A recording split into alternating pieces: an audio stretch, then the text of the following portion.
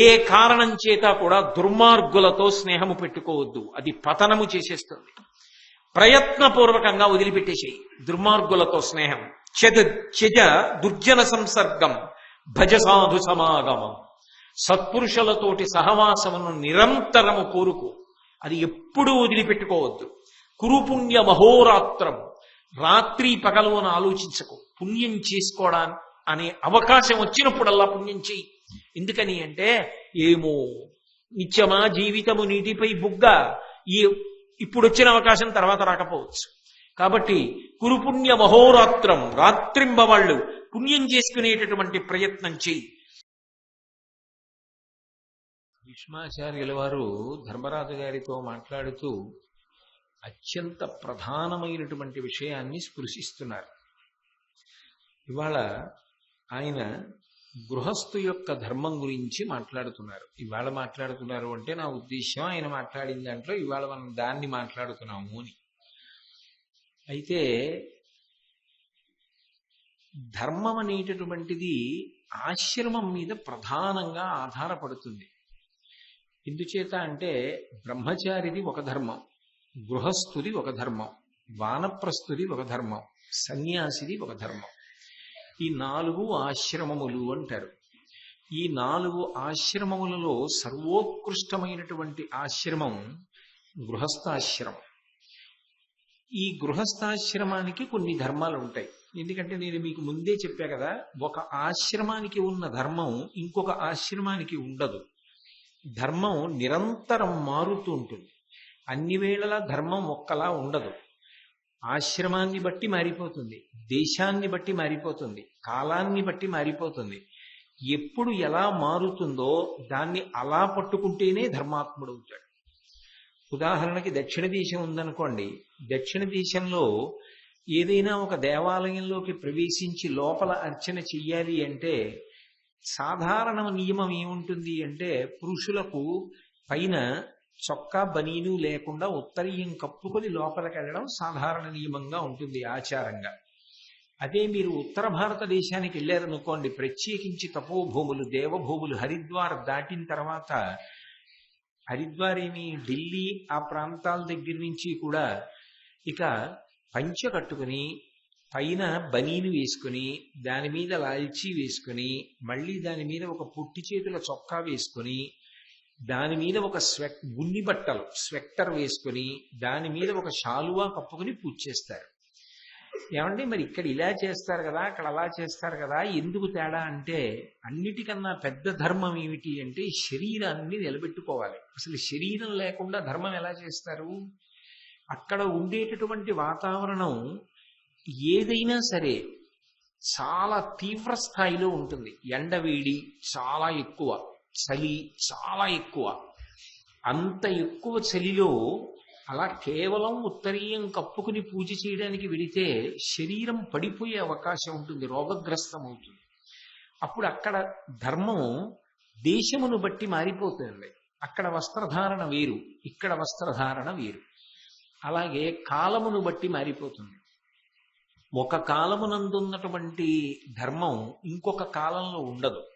ప్రాతకాలం ఉందనుకోండి, సూర్యోదయానికి ముందర నిద్ర లేవడం ధర్మం. అర్ధరాత్రి వేళ ఉందనుకోండి, లేచి ఉండకూడదు, నిద్రపోవాలి, అది ధర్మం. ప్రదోష వేళ ఉందనుకోండి, భగవదారాధనతో గడపడం ధర్మం. మాధ్యాహ్నిక సమయం ఉందనుకోండి, ధార్మికంగా డబ్బు సముపార్జించడం ధర్మం. కాలాన్ని బట్టి ధర్మం మారిపోతూ ఉంటుంది. అలాగే ఆశ్రమాన్ని బట్టి ధర్మం మారిపోతుంది.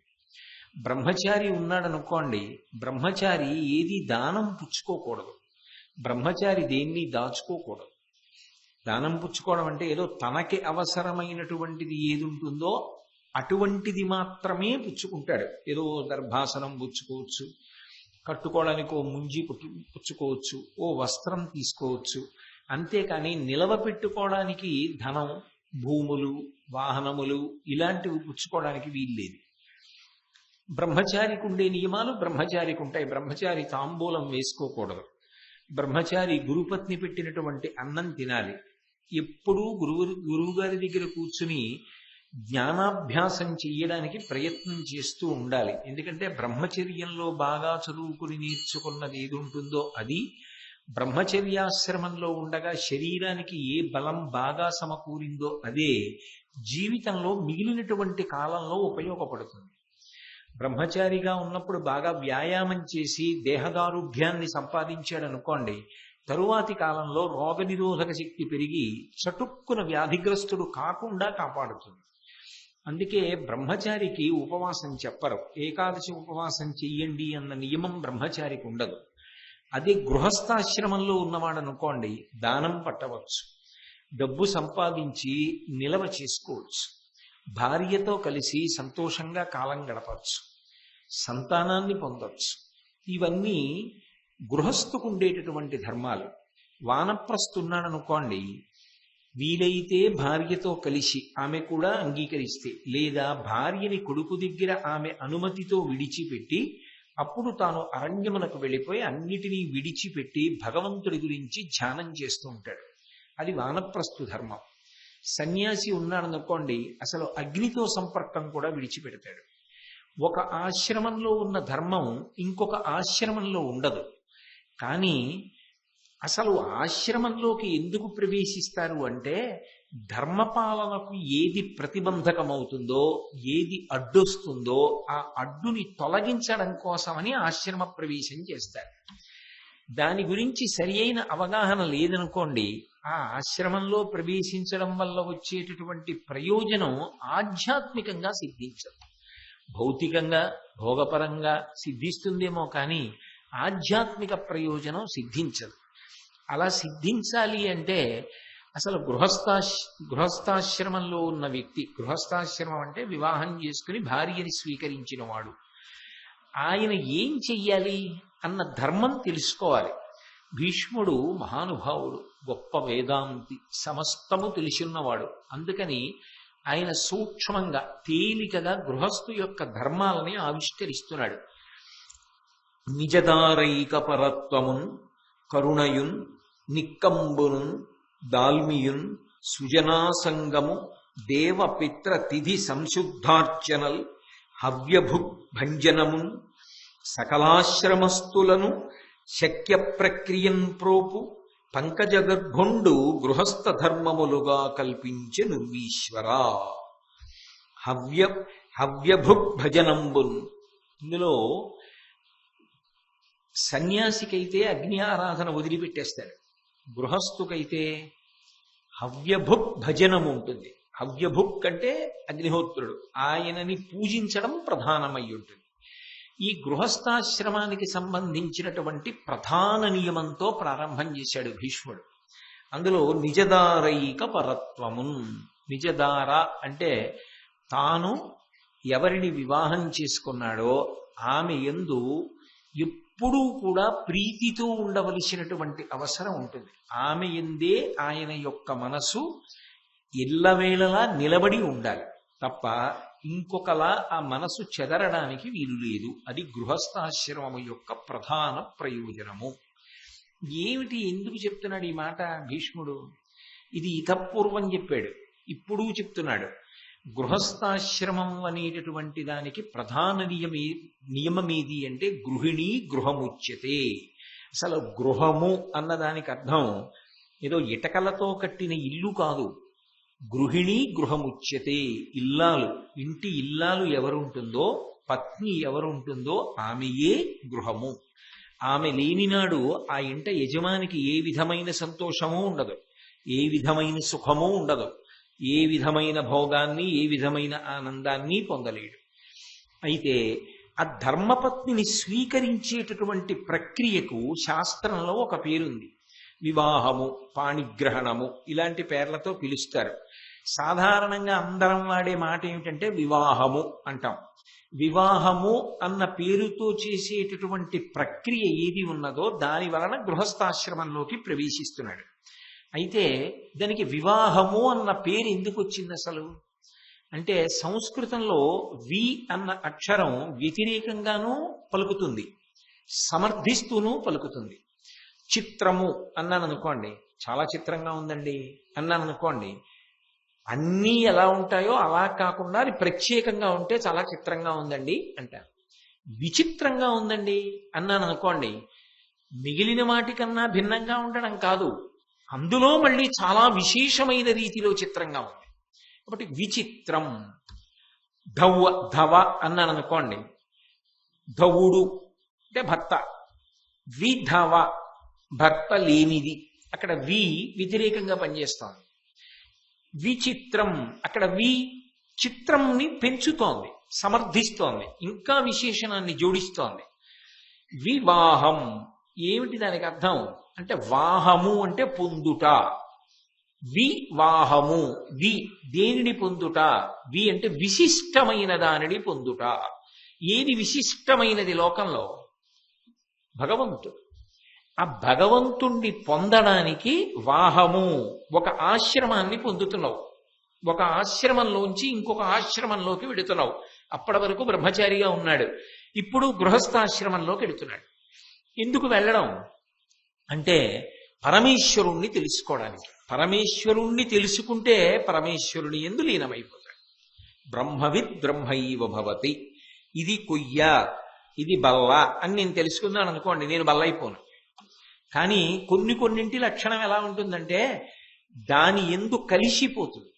పాలలో పంచదార కలిపాను అనుకోండి, ఇంకా పంచదార పాలకన్నా వేరుగా ఉంటుందా?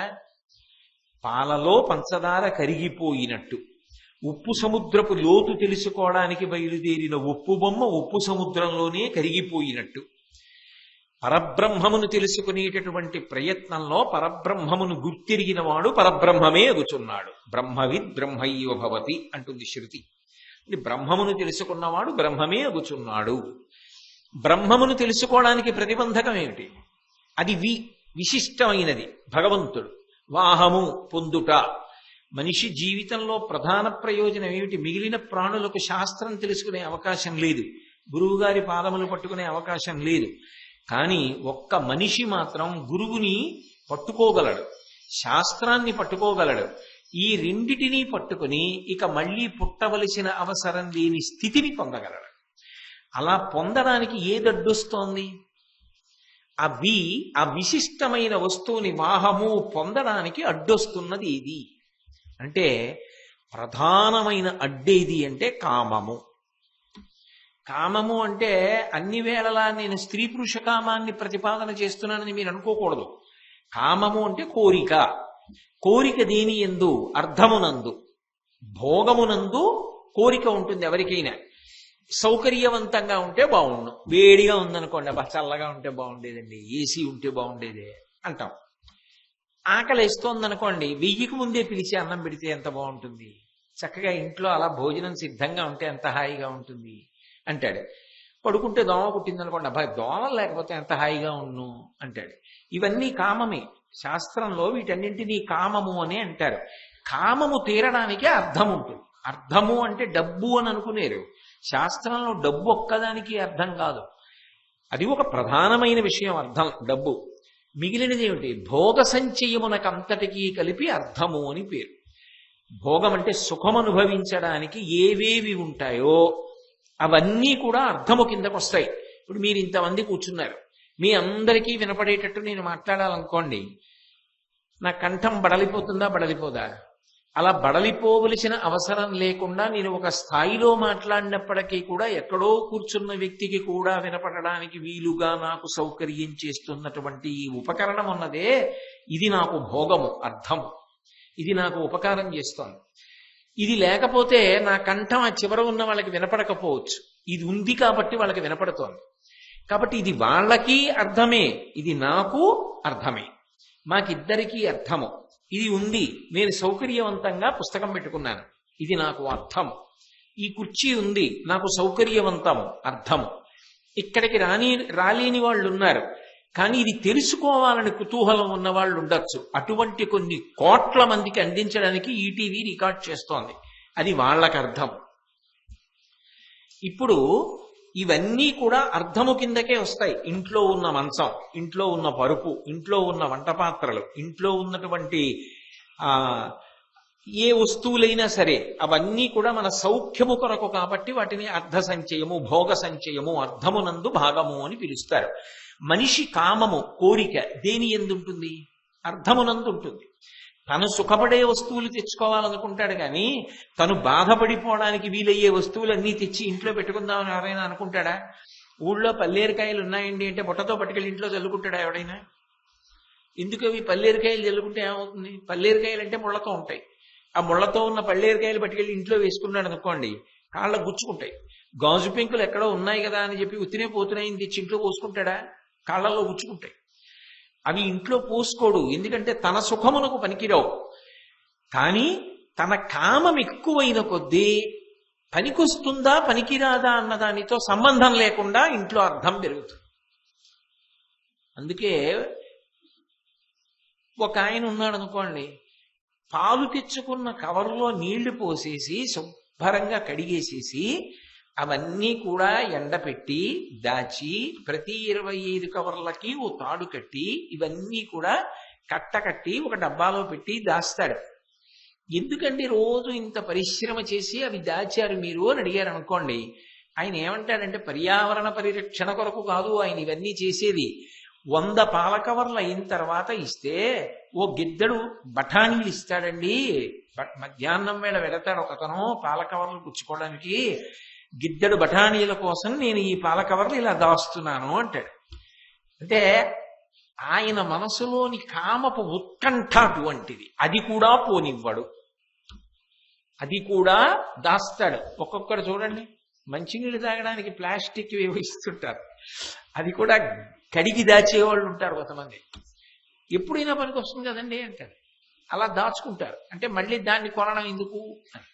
మనిషి యొక్క బుద్ధిని బట్టి ఉంటుంది. నేను అది తప్పని నిర్ధారించలేను, అది ఒప్పని నేను నిర్ధారించలేను. ఎవరి మనోస్థాయిని బట్టి వాళ్ళకి అది అవసరం కింద అనిపిస్తుంది. అలా చేయడం తప్పే ఉంది అని అనిపిస్తుంది ఒక్కొక్కడికి. కాబట్టి అర్ధ సంచయము, కాబట్టి కడిగి దాచిన పాల కవర్లో కూడా ఆయనకి అర్థమే. ఇంకొకడికి ఎందుకండి అవన్నీ ఓ 2 రూపాయలు పెట్టి బఠానీలు కొనుక్కోవడానికి రోజు ఈ పాల కవర్లన్నీ దాచుకోవడం, పంపు కూడాను ఆ డబ్బా అంతా అంటాడు ఒక ఆయన. ఆయనకి దాని ఎందు అనురక్తి లేదు, ఆయనకి దాని మీద అనురక్తి ఉంది. ఎవడి అనురక్తి వాడిది, ఇవన్నీ అర్థమే. కానీ ఒక పెద్ద పరిమితి మీరు పట్టుకోవాలి. ఒక పెద్ద పరిమితి ఉంటుంది వీటిల్లో.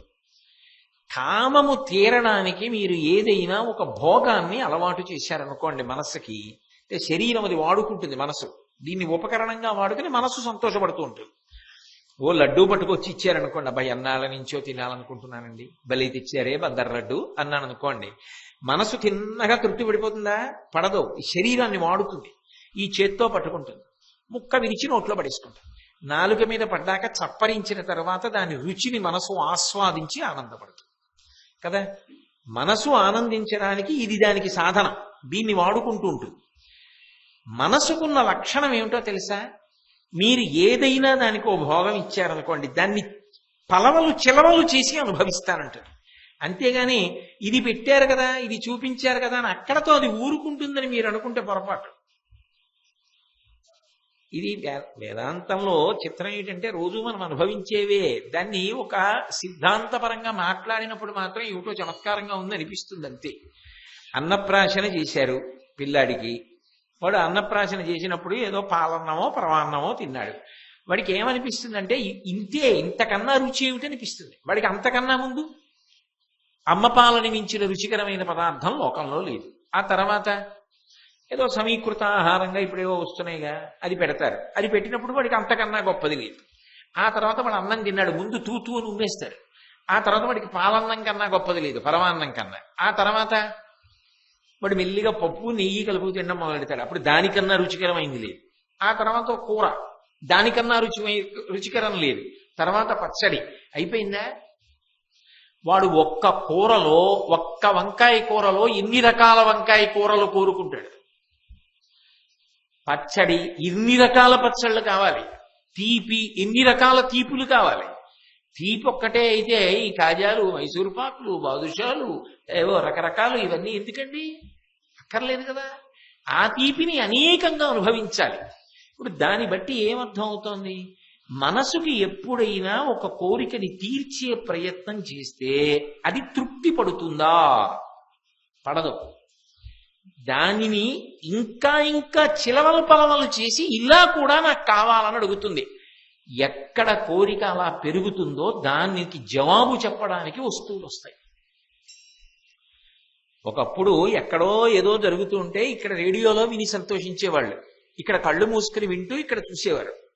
చూస్తే బాగుండనిపించింది, టీవీ వచ్చింది. రంగుల్లో చూస్తే బాగుండనిపించింది, కలర్ టీవీ వచ్చింది.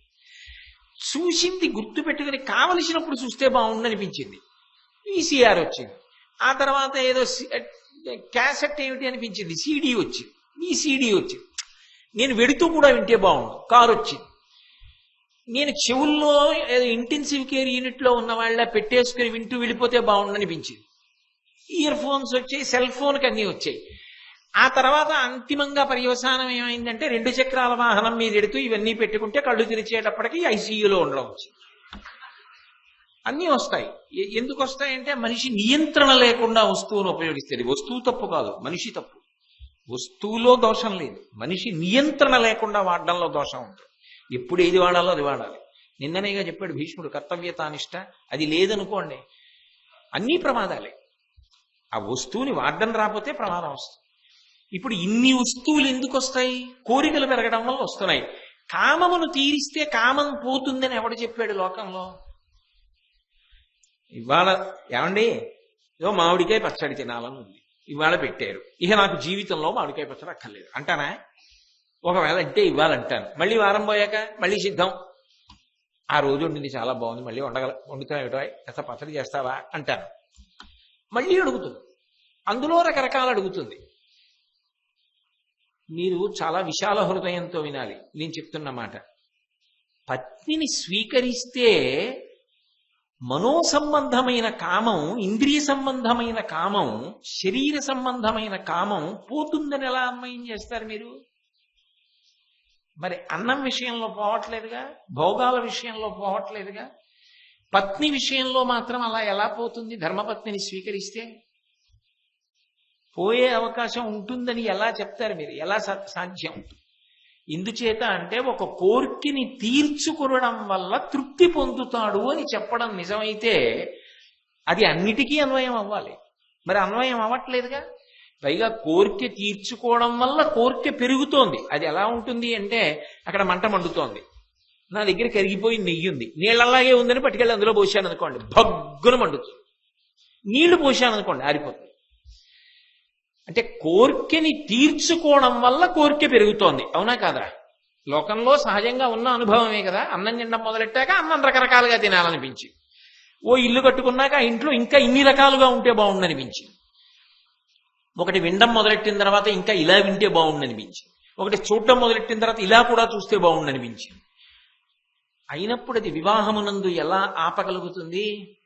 మనిషి మనసు యందు పుటమరించినటువంటి అన్య సంబంధమైన కామము, ఇంద్రియ సంబంధమైన కామానికి అది జవాబు ఎలా చెప్తుంది? ఎలా ఆ వ్యవస్థ వచ్చింది శాస్త్రంలో?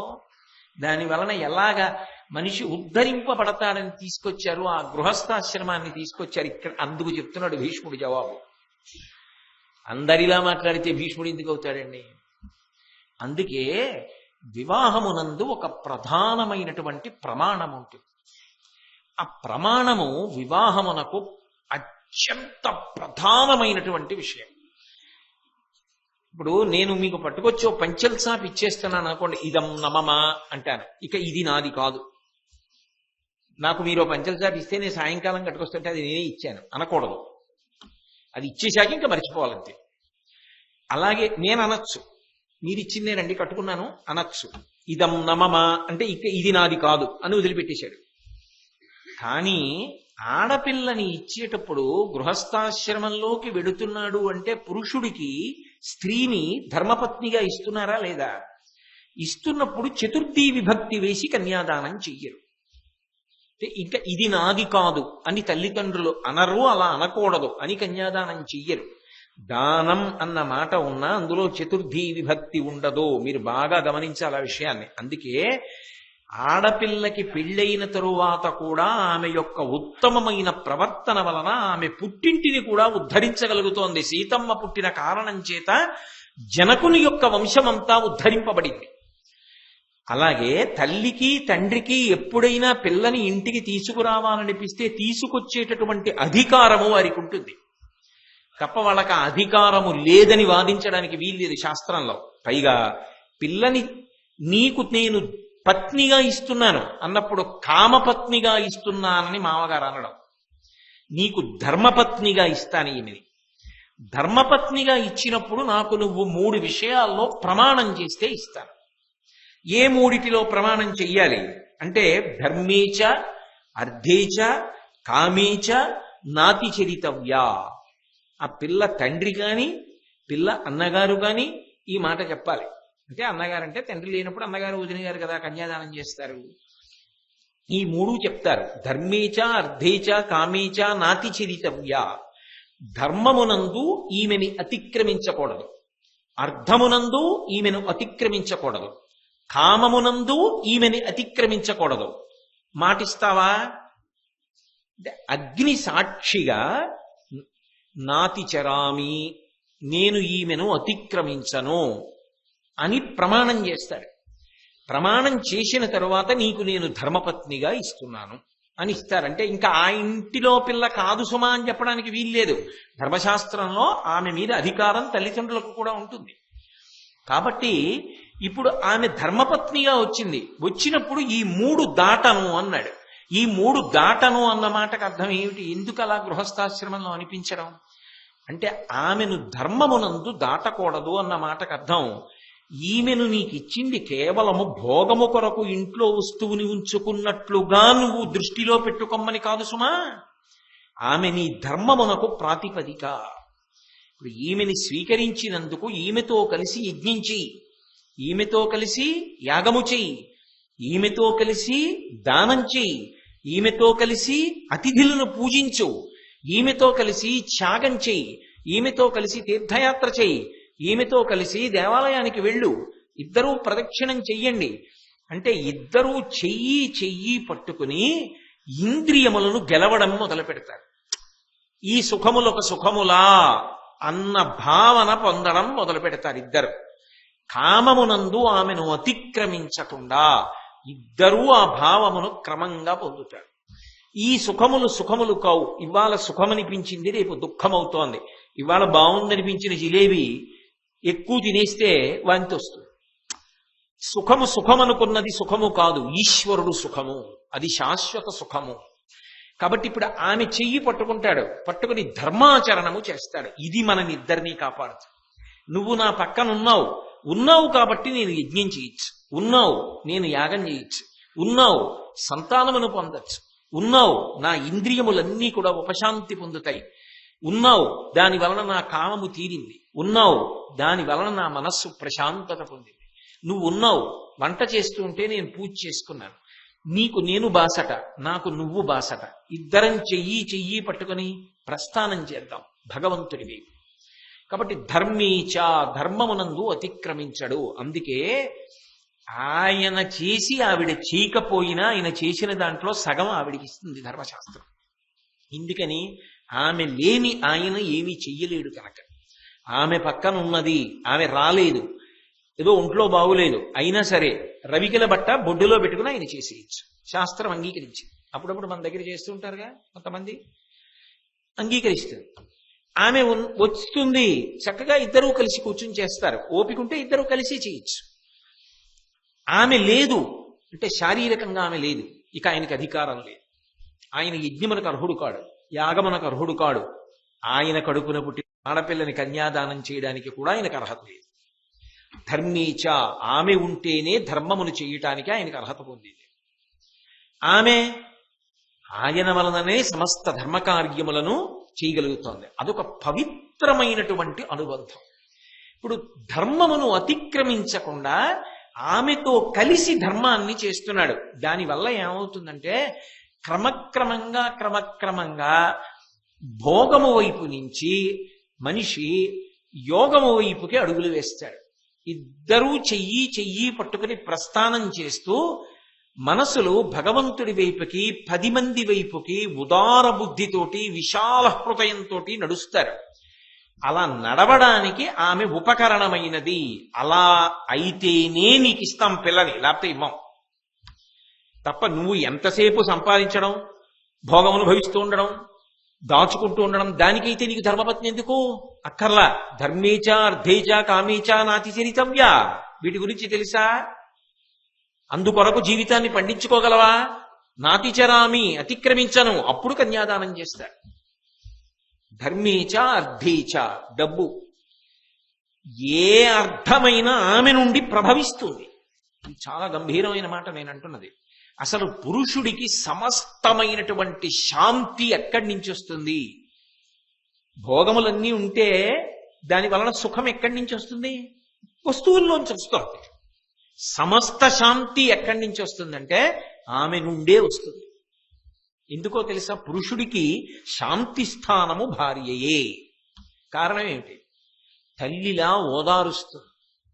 ఎంతో గౌరవింపబడిన వాడు ఒకనాడు మాట పడ్డాడు అనుకోండి, ఆయన తప్పు లేకుండా ఓదార్చేది ఎవరు అంటే ఆమె. కన్న తల్లిలా ఓదారుస్తుంది. ఎందుకు బెంగ పెట్టుకుంటారు? మీరు నమ్ముకున్న దైవం లేడు, మిమ్మల్ని కాపాడు, ఎందుకు అలా బాధపడతారు అని ఓదారుస్తుంది. ఆమె శాంతి స్థానం కాదు. ఆయన వచ్చేటప్పటికి ప్రేమగా వండి పెట్టేది ఆవిడే. ఆయన బడలిపోతే కోప్పడేది కూడా ఆవిడే. మీరు గమనించారో లేదో, కోప్పడుతుంది, విసుక్కుంటుంది.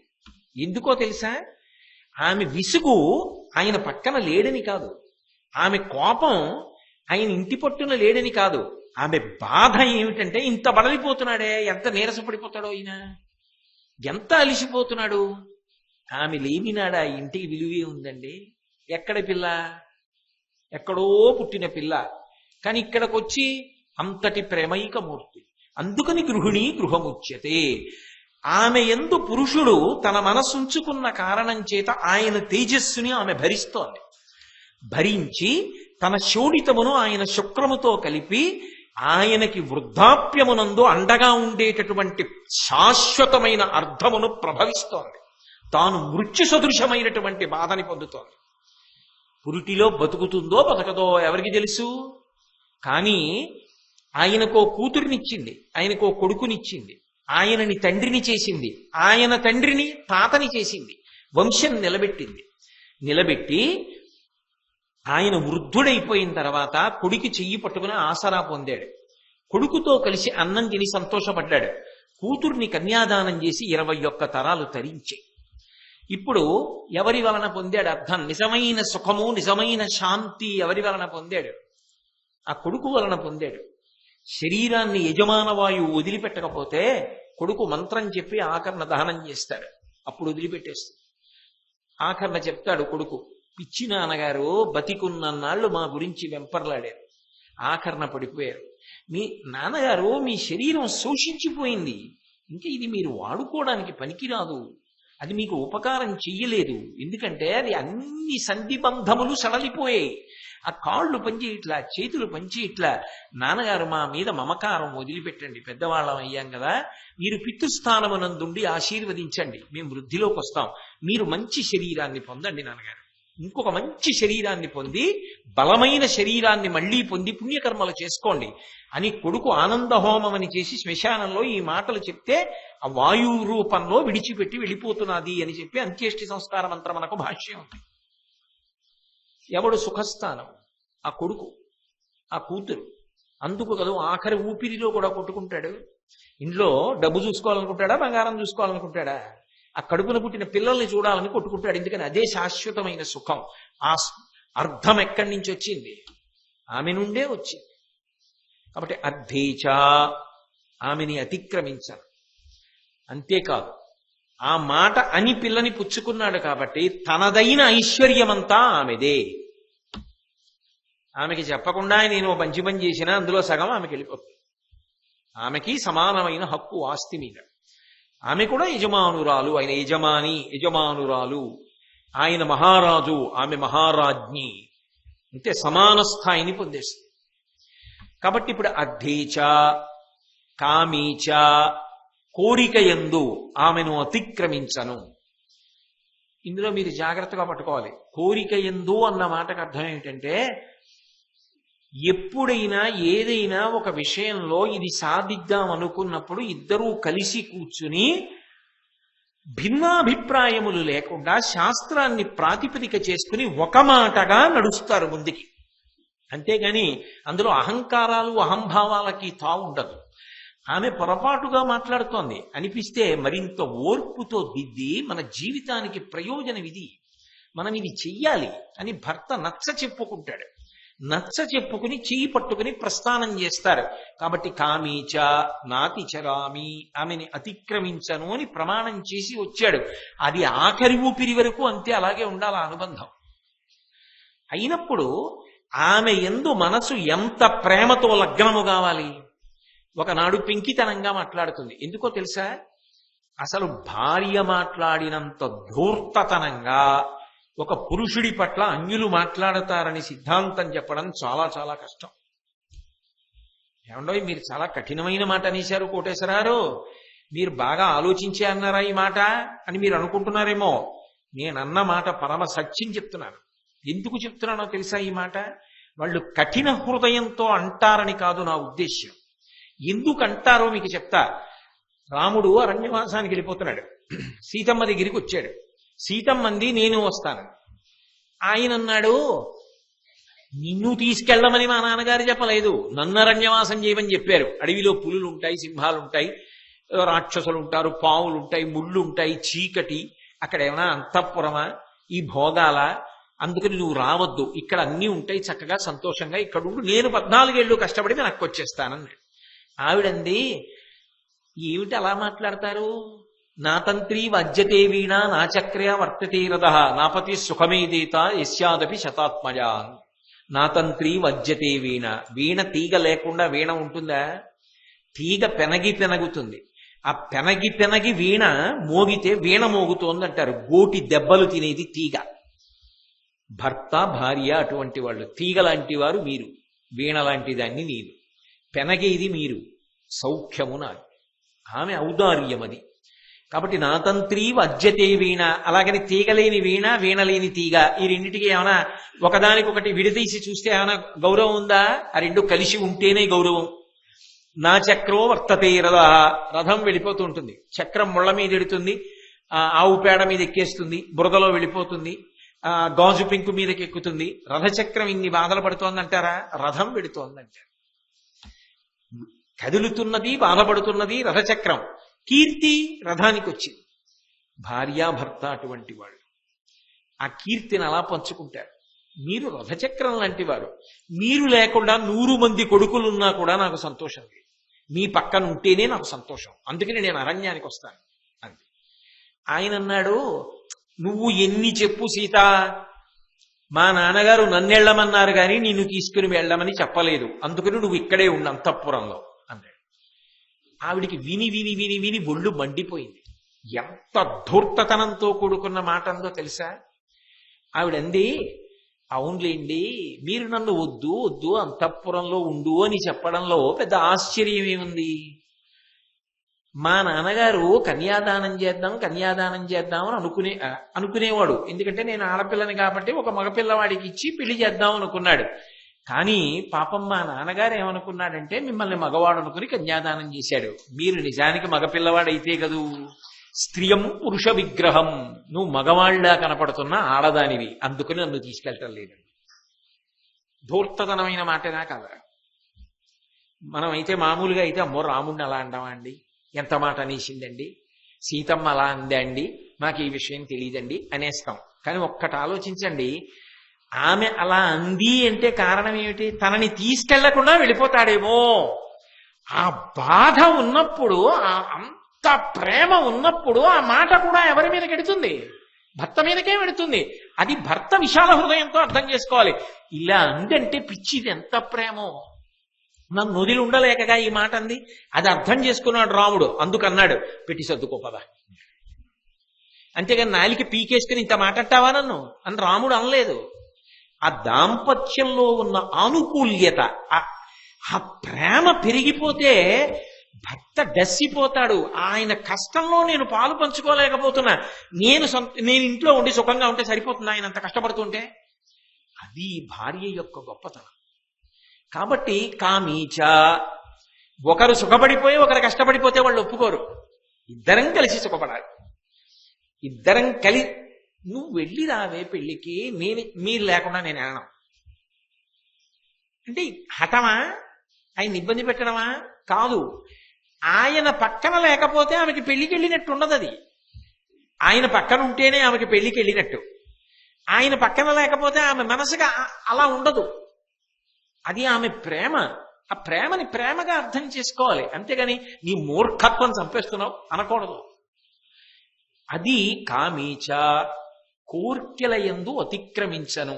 ఇది అంత స్థాయి నుంచి వివాహమునందు స్త్రీ పురుషుల మధ్య మాత్రమే పరిమితము కావలసినటువంటి కోర్కెల వరకు, అంత కోర్కెల వరకు కూడా ఇంకంతకన్నా నేను వివరించక్కర్లేదు. కాబట్టి ధర్మేచ అర్థేచ కామేచ నాతిచరామి, ఈమెను అతిక్రమించను. ఇది పరమ పవిత్రమైనటువంటి వివాహ బంధం. దాని చేత ఒక్కడుగా తరించలేడు. ఆకాశం ఎక్కడో ఉంది, భూమి ఎక్కడో ఉంది. ఆకాశం అక్కడున్నా భూమి ఇక్కడున్నా ఈ రెండు కలిశాయండానికి ఒకటి ఉంది సాక్ష్యం. దానిలోంచి వచ్చినటువంటి నీరు దీనిలో పడి మొక్క మొలిచింది. ఆకాశము భూమి కలిశాయండానికి గుర్తు ఏమిటంటే వాన చేత మొక్క పెరిగినట్టు సంతానము ఆమెదా ఆయనదా? ఇద్దరిది. మొక్క ఆకాశానిదా భూమిదా?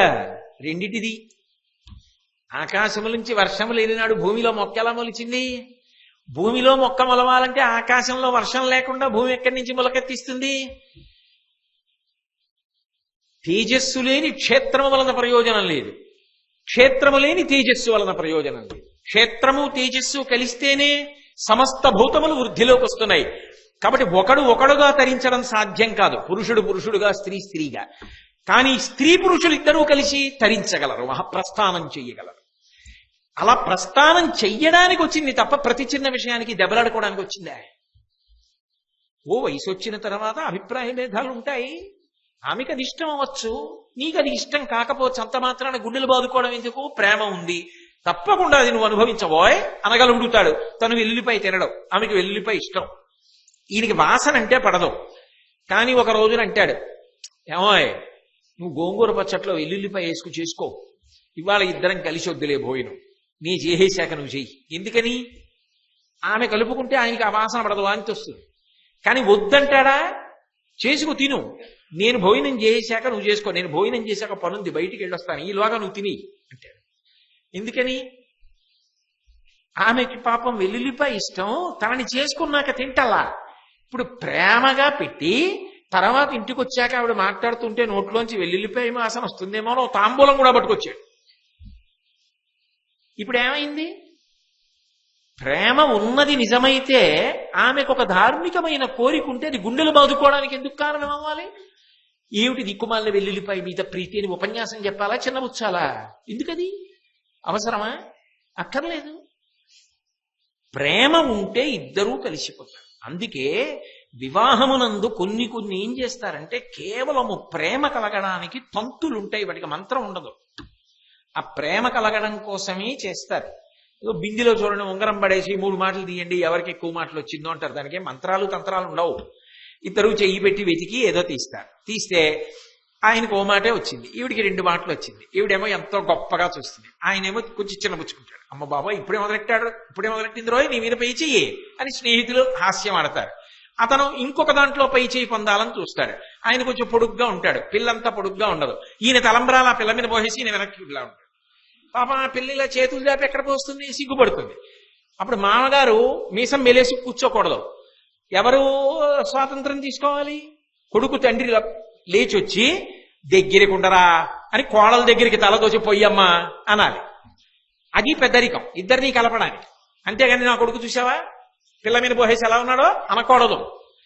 అది మామగారి కర్తవ్యం. ఒక పెళ్లిలో అలా ఇద్దరి మనసులు కలిసి ఇద్దరూ ప్రేమతో ప్రవర్తించడానికి సౌఖ్యం చేస్తారు. ఇది ఇక్కడ మొదలై ఎక్కడి వరకు వెళ్ళాలి అంటే వివాహంలోనే హోమం చేయించినప్పుడు మంత్రం చెప్తారు. అందులో భర్త భార్యతో ఏమంటాడంటే నన్ను నీకు 11వ కుమారుణ్ణి చేసుకో అని చెప్తాడు. అదేంటి తన భార్యకి తన 11వ కొడుకు ఏమిటి అంటే, నీకు 10 మంది కొడుకులు పుడతారు.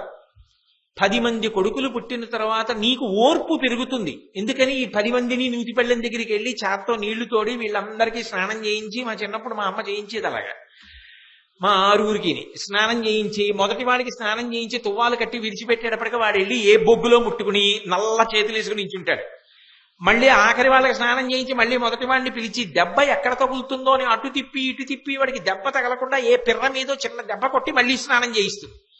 ఇంత అలిసిపోయి అందరికీ అన్నం పెడుతుంది. ఆమెకి ఓర్పు అలవాటు అవుతుంది, ఆయనకి అసహనం అలవాటు అవుతుంది. ఎందుకని కష్టపడి బయటికి వెళ్ళి సంపాదించి తెచ్చి వీళ్ళందరినీ వృద్ధిలోకి తీసుకొస్తాడు. ఈయనకి సహస్ర దర్శనోత్సవాలు వస్తాయి, 80 ఏళ్ళు దాటిపోయి అందరు వస్తారు, కొడుకులు కోడళ్ళు మనవలు. అందరినీ కూర్చోబెట్టుకుని మాట్లాడుతూ ఏదో సలహా చెప్తాడు. అబ్బా నాన్నగారండి మాకు తెలుసు కదా, పెద్దవాళ్ళం అయ్యాం కదా, ఇంకా మీరు ఎందుకు ఇవన్నీ, కృష్ణారామ అనుకోండి, ఆయన ఎవడో భారతం చెప్తున్నట్టు వెళ్ళి వినకూడదు అంటాడు. అక్కడి నుంచి అలకొచ్చి మూతి ముడుచుకుని వెళ్ళి అక్కడెక్కడో కూర్చుంటాడు. ఏమంటే పిల్లలందరూ భోజనానికి వచ్చారు రండి అంటేనే రాను వాళ్ళతో, వాళ్ళని తిని మన తర్వాత తింటామంట. అంటే వాళ్ళందరూ చిన్నపుచ్చుకుంటారు, అయ్యో నాన్నగారిని ఇలా అన్నామే, నాన్నగారికి పెద్దరికం పోయింది, ఆయన బాధపడుతున్నారు అని. అప్పుడు ఈవిడ ఏం చేస్తుందంటే వెళ్ళి పిల్లల్ని ఎలాగ ఓర్పుతో పెంచి పెద్ద చేసిందో అలాగే భర్త దగ్గరికి వచ్చి, చాలేండి బడాయి, మీరే కదా ఎప్పటికీ వీళ్ళు పెద్దవాళ్ళు అవుతారో, నేను సలహా చెప్పవలసిన అవసరం లేకుండా నాన్నగారు మీకెందుకు నాన్నగారు, మేము వృద్ధిలోకి వచ్చాం కదా అని వీళ్ళు ఎప్పటికంటారో, ఆ రోజు ఎప్పుడు వస్తుందో అని, మీరేనా ఇంత కష్టపడి పెంచింది, అదేనా అన్నాడు వాడు.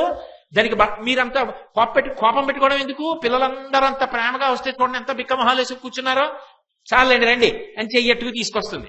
వచ్చి కూర్చున్నాక అందరితో సంతోషంగా అన్నం తిన్నాడు. ఇప్పుడు ఓ పిల్లాన్ని లాలించినట్టు లాలించిందా లేదా భర్తని, ఆమె ఓదార్పు లేని నాడు ముసలు ఆయన ఏమైపోతాడు. కాబట్టి 11వ కొడుకుని చేసుకుందా లేదా, ఆ ఇద్దరు కలిసి చేసే ప్రస్థానం అంత పవిత్రం. అది ఆఖరికి ఏమవుతుందంటే ఇద్దరు వైరాగ్యమును పొందుతారు. ఇవన్నీ ఏం అనుబంధాలు, డక్కా ముక్కీలు తిని మాటలు పడి మాటలు తిని మాటలని ఇవన్నీ ఉండేవి. ఆఖరికి మనం చేరవలసింది వాణ్ణి అని ఇద్దరూ వైరాగ్యాన్ని పొంది, ఇద్దరూ భగవంతుణ్ణి నమ్మి, ఇద్దరూ పరమేశ్వరుణ్ణి చేరుకుంటారు. దీనికి ఉండవలసిందేది భార్య యందు నిరంతర ప్రీతి ఉండాలి. ఏ కారణము చేత కూడా నీ ఇంట వంట సిద్ధం కాకపోతే పక్కింట్లో భోజనం చేశావు, దోషం లేదు. మరొక విషయంలో నీ భార్య యందు ఉండవలసిన అనురక్తి వేరొక చోటకు మారడానికి వీలు లేదు. అది ఎప్పటికీ అలాగే ఉండవలసిందే. కాబట్టి అది ఉన్ననాడే పండగలవు. గృహస్థాశ్రమానికి ఇది ప్రధాన నియమము సుమా. ఇది లేని నాడు పండడం అన్న మాటే లేదు, దెబ్బలాడుకోవడానికి పనికొస్తుంది.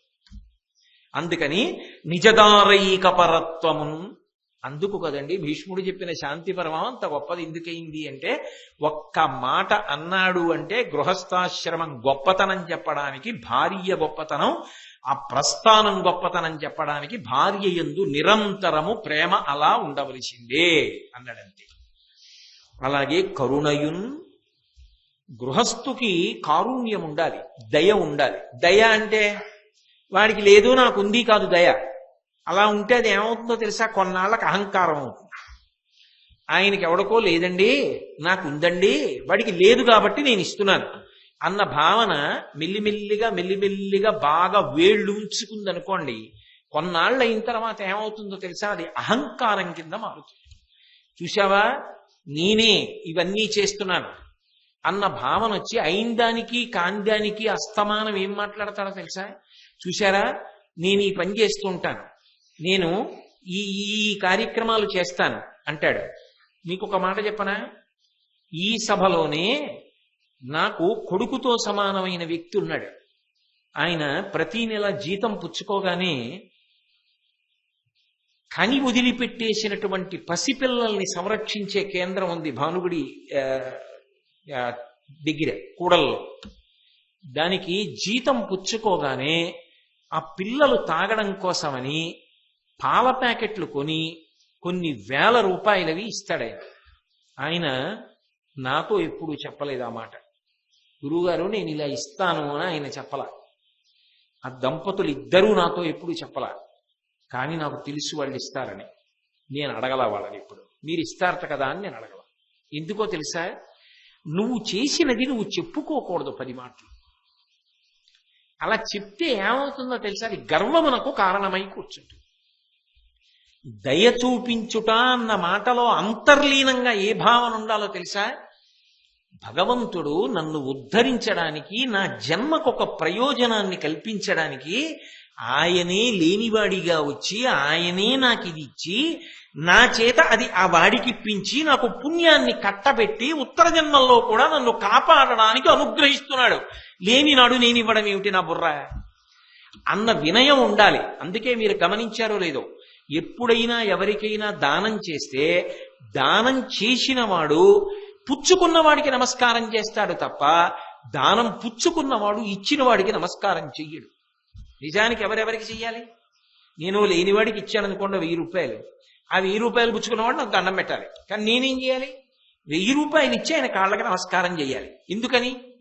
భాగవతంలో బలిచక్రవర్తి ఉపాఖ్యానంలో చెప్తారు, విప్రాయ ప్రకట వ్రతాయ భవతే విష్ణుస్వరూపాయతే తత్ ప్రామాణ్య విదే త్రిపాదస్య ధరణిం దాస్యామి అంచున్ క్రియాక్షిప్రుండై ధనుజేశ్వరుండు వడుగుం చేసాచి పూజించి బ్రహ్మప్రీతం అని ధారబోసి భువనం ఆశ్చర్యము పొందట. నేను ఇస్తున్నది శ్రీ మహావిష్ణువుకి. ఆ విష్ణువు ఇక్కడ నా దగ్గరున్న 1000 రూపాయలు ఇవ్వడానికి అవకాశం ఇస్తూ అలా అవసరం ఉన్నవాడిగా నా ముందు వచ్చి నిలబడకపోతే ఈ 1000 రూపాయలు నా దగ్గర ఇలాగే ఉండిపోను. ఈ 1000 రూపాయలు వడ్డీతో పెరిగితే ఏమవుతుంది? ఓ 1,00,000 వచ్చుపోని, ఓ 25 ఏళ్ల తర్వాత అయినా సరే నీ శరీరం వదిలిపెట్టాలిగా, అప్పుడు ఏమవుతుందా డబ్బు? అలాగే ఉంటుంది. కింవానేన ధనేన వాజిగరిభిప్రాప్తేన రాజ్యేన కిం కింవా పుత్ర కళత్రమిత్ర పశుభిర్దేన గేన కిం జ్ఞాతైతక్షణభంగురం సపతిరో త్యాద్యం మనో దూరత స్వాత్మార్థం గురువక్యతో భజ భజ శ్రీపార్వతీ వల్లభం. కానీ ఇప్పుడు సాక్షాత్ భగవానుడు లేనివాడిగా వచ్చి నిలబడి నా దగ్గర 1000 రూపాయలు పుచ్చుకున్న కారణం చేత ఈ 1000 పుణ్యంగా మారింది. ఈ మారిన పుణ్యం ఏదో అది నాతో వస్తోంది జీవుడిగా. జీవుడితో వచ్చి ఉత్తర జన్మలలో నన్ను కాపాడుతోంది ఆ పుణ్యబలం. ఆయన రాకపోతే నేను ఎలా అనుగ్రహింపబడతాను? ఈ 1000 ఇక్కడుండి నన్ను ఏం చేస్తాయి? కాబట్టి ఆయన నన్ను అనుగ్రహిస్తున్నాడా, నేను ఆయన్ను అనుగ్రహిస్తున్నానా? ఆయనే నన్ను అనుగ్రహిస్తున్నాడు పుచ్చుకొని. లేనినాడు ఎలా పుణ్యం ఎక్కడి నుంచి వస్తుంది? కాబట్టి అయ్యా మీకు నేనే నమస్కరించుచున్నాను. అందుకే మీరు ఎప్పుడైనా సరే గృహస్థాశ్రమంలో ఉన్న వ్యక్తికి యొక్క దయ గురించి మాట్లాడేటప్పుడు అవతల లేనివాడున్నాడు కాబట్టి దయతో యువతలవాడు పెడుతున్నాడన్న మాటకు అర్థం అహంకారమును పెంచుకోవడానికని కాదు. అదొక అదృష్టముగా భావన చేసి ఇస్తారు తప్ప అసలు నేను చేశానన్న మాట కూడా ఎక్కువ పర్యాయములు మాట్లాడరు. ఎందుకు మాట్లాడరో తెలుసా? అదే పనిగా మాట్లాడితే అది గర్వమునకు కారణమవుతుందేమో అని భయపడతారు. భయపడి తనంత తాను తెలిసిందనుకోండి, లేదు దానికి ఒక ప్రత్యేకమైన అవసరం ఏర్పడింది అనుకోండి, అప్పుడు చెప్పడం వేరు, నేను దాన్ని విమర్శించను. కానీ అదే పనిగా మాత్రం ప్రచారం చేయకూడదు. నేనండి ఇచ్చేస్తుంటాను, నేనండి ఇచ్చేస్తుంటాను, అస్తమానం అది మాట్లాడకూడదు. ఆ సందర్భం వస్తే మాట్లాడాలి, లేకపోతే అసలు చెప్పను కూడా చెప్పవలసిన అవసరం లేదు దాని గురించి. ఎందుకంటే దానివల్ల నువ్వు ఉద్ధరింపబడ్డావా, అవతలవాడు ఉద్ధరింపబడ్డా? అప్పుడు మీరు చేసిన దానం ఏదుందో, మీరు దయతో ప్రవర్తించినది ఏదుందో అది మీ పతనమునకు కారణము కాదు, ఉద్ధరణకు కారణమవుతుంది. మనిషి మనిషిగా ఇంకా ఎదగగలుగుతాడు తప్ప మనిషి అతిశయాన్ని అహంకారాన్ని పెంచుకునే అవకాశం ఉండదు. అది చాలా చాలా గొప్ప విశేషం. అందుకే భీష్మాచార్యుల వారు గృహస్థుకి ఉండవలసిన ప్రధాన లక్షణము కారుణ్యము. ఆ కరుణ లేదనుకోండి, అసలు ఆ గృహస్థాశ్రమానికి అర్థం ఏముంది? ఎందుకు వాళ్ళిద్దరూ భార్యాభర్తలు ఎవ్వరికీ ఏమీ పెట్టరు, భోజనం పెట్టరు, ఓ పండు ఇవ్వరు, ఓ పలకరించరు, ఓ మంచినీళ్ళు ఇవ్వరు, ఓ కష్టపడరు, ఇద్దరూ కలిసి సమాజానికి ఏమీ చెయ్యరు. అప్పుడు వాళ్ళిద్దరూ గృహస్థాశ్రమంలో ఎందుకు వచ్చినట్టు? ఏమిటి తరిస్తారు? కరుణయున్, ఆ ప్రేమ వాళ్ళిద్దరికీ ఉంటే, ఆ దయ ఉంటే వాళ్ళిద్దరూ కలిసి చెయ్యవలసిన మంచి పనులు చేస్తూ తరించడానికి మార్గం ఏర్పడుతుంది. లేకపోతే ఎందుకు ఇంక చిటికిన వేలు పట్టుకుని సప్తపది ప్రమాణం చేసి 7 అడుగులు వేసి సాధించింది ఏముంటుంది? కాబట్టి కరుణయున్ నిక్కంబునున్ సత్యము మాట్లాడడం అనేటటువంటిది ఎప్పుడూ అలవాటుగా ఉంచుకోవడం చాలా చాలా అవసరమైన విషయం. అయితే సత్యాన్ని గురించి నిన్ననే నేను మీతో మనవి చేశాను. సత్యము అంటే ఒక పెద్ద ధర్మాన్ని ఆవిష్కరించడానికి ఒక చిన్న అబద్ధం ఆడినా అది అసత్యము కిందకి రాదు. సాక్షాత్ కృష్ణుడే భారతంలో అశ్వత్థామహత కుంజర అనవయ అన్నాడు ధర్మరాజుని. అశ్వత్థామ చనిపోయాడను, అమంగళకరమైన వార్త వింటే గురువు గారు ధనస్సు వదిలేస్తాడు, అప్పుడు బాణం వేసి కొట్టేయండి అన్నాడు. కృష్ణుడే చెప్పచ్చా అబద్ధం ఆడమని? మరి అలా చెప్పకపోతే, ద్రోణుడు ధనస్సు విడిచిపెట్టకపోతే అసలు పాండవులు గెలుస్తారా, ధర్మం గెలుస్తుందా? ధర్మాన్ని గెలిపించవలసి వచ్చినప్పుడు ఒక చిన్న అధర్మాన్ని చెయ్యవలసి వచ్చినా పెద్ద ధర్మాన్ని నిలబెడితే అది అసత్యము కిందకి రాదు. ధర్మము ధర్మ సూక్ష్మము తెలిసి ఉండాలి. తెలిసి గృహస్థు సత్యమును పలుకుతూ ఉండాలి. కాబట్టి ఆ సత్యము లేని నాడు అసలు ఆ గృహస్థాశ్రమం కన్నా విషవృక్షం లోకంలో ఇంకొకటి ఉండదు. ఎందుకో తెలుసా? మొట్టమొదట దాని వలన ఎవరికి అలవాటు అవుతుందంటే పిల్లలకు అలవాటు అవుతుంది. తల్లిదండ్రులే పిల్లలకి ఇది నేర్పారనుకోండి, అబద్ధం ఆడడం నేర్పారనుకోండి, వాళ్ళు తల్లిదండ్రులే నేర్పినప్పుడు ఇంకా అబద్ధాలు ఆడడం ఎందుకు ఆపుతారు? అదే ఆడతారు. మహానుభావుడు రవీంద్రనాథ్ ఠాగూర్ గారి చిన్నతనంలో రవీంద్రనాథ్ ఠాగూర్ గారి తండ్రి దేవేంద్రనాథ్ ఠాగూర్ గారు పిలిచి, ఒరే ఎక్కడికో వెళ్ళి ఏదో పని చేసుకురారా అని పంపించాడు. పంపిస్తే ఆయనకి వెళ్ళి రావడానికి దారి ఖర్చులు ఏదో కొంత డబ్బు జేబులో పెట్టుకోవడానికి ఇచ్చాడు. ఆయన తీరా ఆ టికెట్ కొనుక్కునే సమయానికి ఎవరో కనపడన్నాడు, ఎందుకయ్యా నువ్వు చూస్తే చిన్న కుర్రాళ్ళ ఉన్నావు, నీ వయస్సు ఇంతని చెప్పకు, హాఫ్ టికెట్కి సరిపోయే వయస్సు చెప్పేయి, ఇంత వయస్సు అని చెప్పి నేను చూస్తే చిన్నపిల్లాళ్ళ ఉన్నావు అని రెండు వైపులా హాఫ్ టికెటే కొనుక్కుని రవీంద్రనాథ్ ఠాగూర్ గారు డబ్బులు మిగిల్చి ఇంటికి వచ్చేసి తండ్రికి ఇచ్చారు. తండ్రి లెక్క చూసుకుని, ఏరా ఇంత డబ్బు ఎందుకు మిగిలింది అన్నారు. అంటే నాన్నగారు హాఫ్ టికెట్ కొనుక్కున్నాను నాన్నగారు, ఎవరు గుర్తుపట్టలేదు, నన్ను వచ్చి టికెట్ కలెక్టర్ అడిగితే నా వయసు ఇంతే అని చెప్పాను, ఇంత డబ్బు మిగిలింది నాన్నగారు అన్నాడు. ఆహా అని ఆయన గబగబా వెళ్ళి మేజా దగ్గర కూర్చుని ఒక కాగితం తీసి ఉత్తరం రాశాడు రైల్వే వాళ్ళకి. ఆ రోజుల్లో బ్రిటిష్ పరిపాలన. నా కొడుకు రవీంద్రనాథ్ ఠాగూర్ అబద్ధం చెప్పి ప్రభుత్వాన్ని మోసం చేసి హాఫ్ టికెట్ కొనుక్కుని డబ్బు మిగిల్చి నాకు తెచ్చిచ్చాడు. వాడు తెలియక చేసిన తప్పు, కానీ తండ్రిగా నేను క్షమించకూడదు కనుక అటు ఇటు కూడా ఫుల్ టికెట్ కొనుక్కుంటే ఎంత డబ్బు అవ్వాలో అంత, దాని మీద కట్టవలసిన పెనాల్టీ లెక్క చూసి నేను పంపిస్తున్నాను, దయచేసి మీరు అంగీకరించి రసీదు ఇవ్వండి అని రాసి వెనక్కి వెళ్ళి బీరువా తీసి డబ్బు తెచ్చి కొడుక్కిచ్చి, రే ఈ డబ్బు అంతా పట్టుకెళ్ళి రైల్వే వాళ్ళకి కట్టి రసీదు పట్టరా, ప్రభుత్వాన్ని మోసం చేసి డబ్బు తెచ్చే కొడుకు నాకు అక్కర్లేదు, మనిషి శీలవంతుడై బ్రతికి సత్యం చెప్పి బ్రతికే కొడుకు నాకు కావాలి తప్ప ఇటువంటి కొడుకు నాకు అక్కర్లేదు. ఈ మాట అన్నందుకు రవీంద్రనాథ్ ఠాగూర్ గారి జీవితం ఎంత పెద్ద మలుపు తీసుకుందో. ముందు పెనువేప విత్తులు ఎక్కడ మొదలవుతారంటే ఇంట్లో మొదలవుతారు. తల్లిదండ్రులే అయిన దానికి కాని దానికి అబద్ధాలు ఆడటం నేర్చుకున్నారనుకోండి, పిల్లలకు కూడా అదే అలవాటు అవుతుంది. ఆఖరికి తల్లి తండ్రి ఏమని చెప్తారు, ఒరే అబద్ధం ఆడకంటారా అని ఎలా చెప్తారు? ఊరుకోండి నాన్నగారు మీరు తెల్లారులేస్తే ఏం చెప్తారో తెలియదు ఏంటంటారు. అక్కడతో పోయిందా? అప్పుడు ఎంత వయస్సు వస్తే మాత్రం ఏమిటి దాని వలన గౌరవం?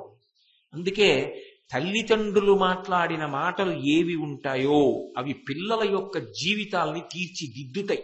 సచిన్ టెండూల్కర్ తన జీవిత చరిత్ర రాసుకున్నప్పుడు అందులో ఒక మాట రాశాడు.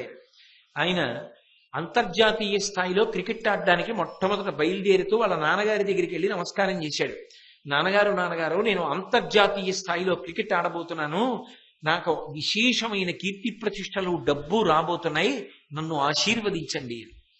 వాళ్ళ నాన్నగారు భుజాలు రెండూ పట్టుకుని పైకెత్తి, నా కొడుకు అంతర్జాతీయ స్థాయి క్రికెటర్ అయి అంత ఖ్యాతి తెచ్చుకుంటే నేను ఎంతో ఆనందిస్తాను, అంతకన్నా నాకు కావలసింది ఏమిటో తెలుసా, ఈ దేశం తల ఉంచుకోవలసినటువంటి పౌరుడు కాకుండా ఉంటే నాకు చాలు, ఈ దేశం సంతోషించే పౌరుడిగా బ్రతకడం మాత్రం నాకు కావాలి అని చెప్పాడు.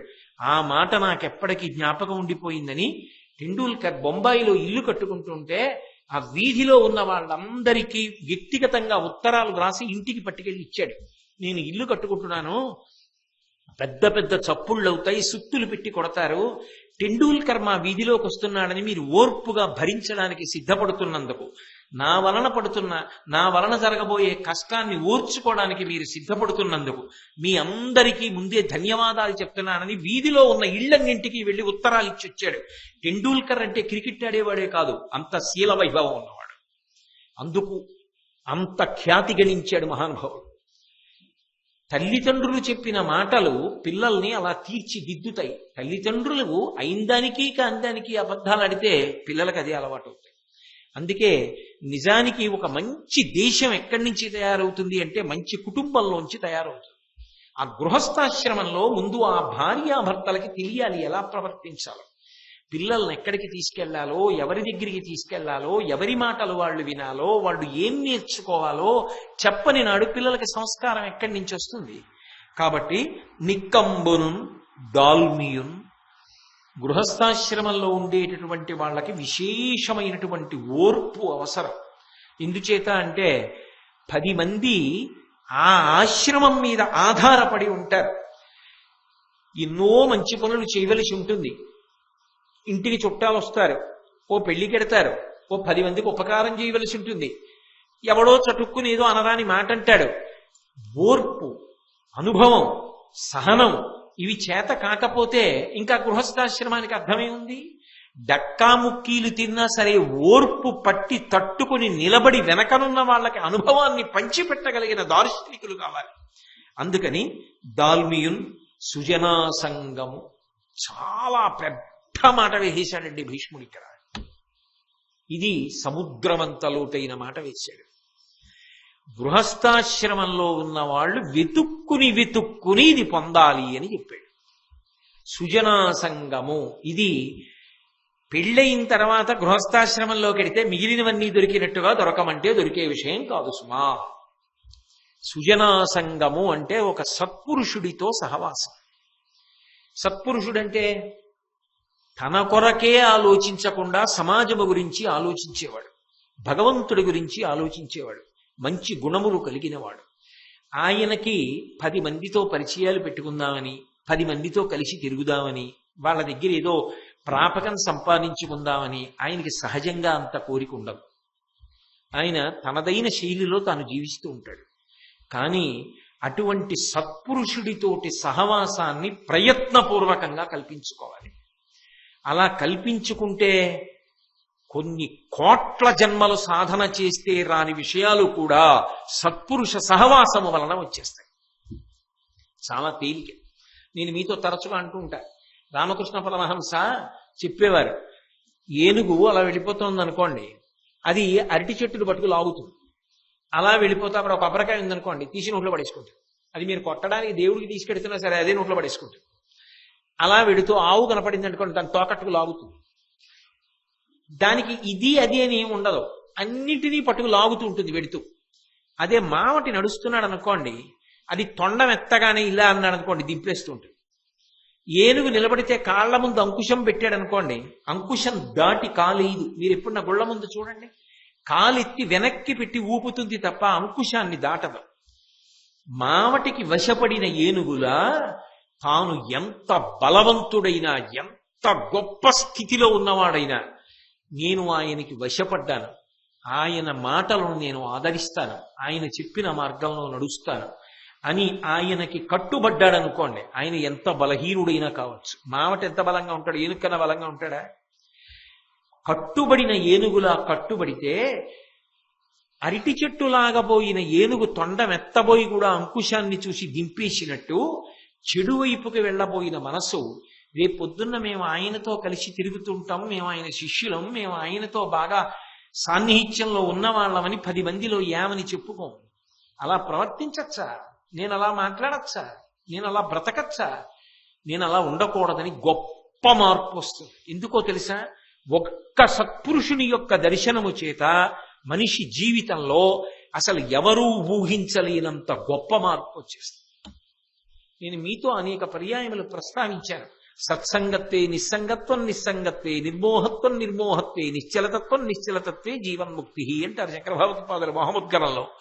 సత్పురుషుడితోటి సహవాసం ఏం చేస్తుంది అంటే నిస్సంగత్వం. అన్నిటి మీద పిచ్చి సంగం పోగొట్టేస్తుంది. సత్సంగత్వే నిస్సంగత్వం, నిస్సంగత్వే నిర్మోహత్వం, మోహం పోతుంది. నిర్మోహత్వే నిర్లోభత్వం, లోభం పోతుంది. దాని వలన జీవన్ముక్తి, శరీరంతో ఉండి మోక్షమును పొందిన వాడు అవుతాడు. అంత గొప్ప స్థితినిస్తుంది. ఎన్ని పుస్తకాలు చదివినా, ఎంత సాధన చేసినా రాని మార్పు ఒక్క సత్పురుషుడి యొక్క దర్శనము చేత వచ్చేస్తుంది జీవితం. నేను ఎందుకు చెప్తున్నానో తెలుసా ఈ మాట? నేను మీకు ఈ ఉదాహరణ చెప్పేటప్పుడు మీరు పవిత్రమైన మనస్సుతో వినవలసి ఉంటుంది. ఇది యథార్థముగా జరిగిన ఒక విషయాన్ని మీకు మనవి చేస్తున్నాను. కబీర్ దాస్ గారి భార్య ఉండేది లోయి అని. ఆ తల్లి మహా అందగత్తెడు. కబీర్ దాస్ గారి ఇంటికి ఎవరైనా సాధు పురుషులు వస్తే ఒళ్ళు తెలిసేది కాదు. మహా సంతోషం.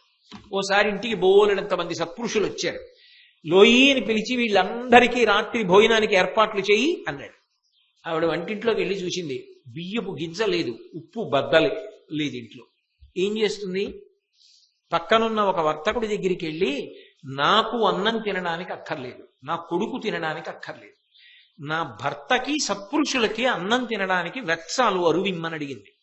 ఇస్తా, మీ ఆయన తీర్చడు, ఎప్పుడూ భగవన్నామని చెప్పుకు తిరుగుతాడు, రూపాయి సంపాదించాలన్న తాపత్రయం లేదు, తీర్చడు. ఎలా ఇస్తాను? ఇవ్వలేనన్నాడు. కాదు కాదు, సత్పురుషులకి అన్నం పెట్టకపోతే ఆయన తట్టుకోలేడు, అందుకని ఇమ్మని అడుగుతున్నాను, ఇమ్మంది.